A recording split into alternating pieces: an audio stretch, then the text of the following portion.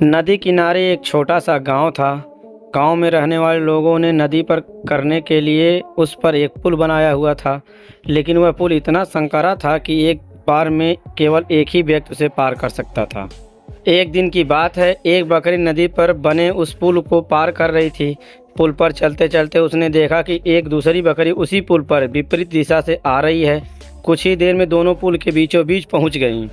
पुल को एक बार में केवल एक ही बकरी पार कर सकती थी, इसीलिए दोनों बकरियां कुछ देर तक इंतजार करती रहीं कि सामने वाली बकरी पीछे हट जाएगी, लेकिन ऐसा नहीं हुआ। दोनों में से कोई भी अपनी जगह से नहीं हिली, बल्कि अकड़ कर खड़ी रही।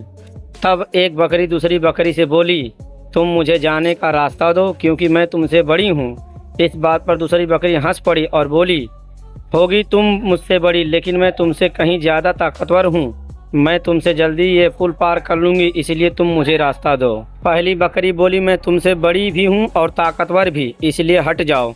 कुछ देर तक दोनों में इस बात पर बहस होती रही, दोनों में कौन ज़्यादा ताकतवर है। फिर बहस लड़ाई में बदल गई। दोनों अपनी सींगों से एक दूसरे पर वार करने लगी। धीरे धीरे उनकी लड़ाई बहुत बढ़ गई। परिणाम यह हुआ कि उनका संतुलन बिगड़ गया और वह दोनों पुल से नीचे नदी में जा गिरी।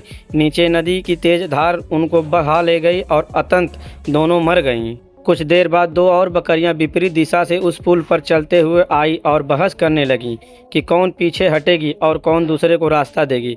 इस बार एक बकरी ने समझदारी से काम लिया और कुछ देर सोचकर दूसरी बकरी से बोली, यह पुल बहुत संकरा है, इसे एक बार में ही कोई एक ही पार कर सकता है। यदि हमने लड़ने की मूर्खता की तो नदी में गिरकर अपनी जान गंवा देगी।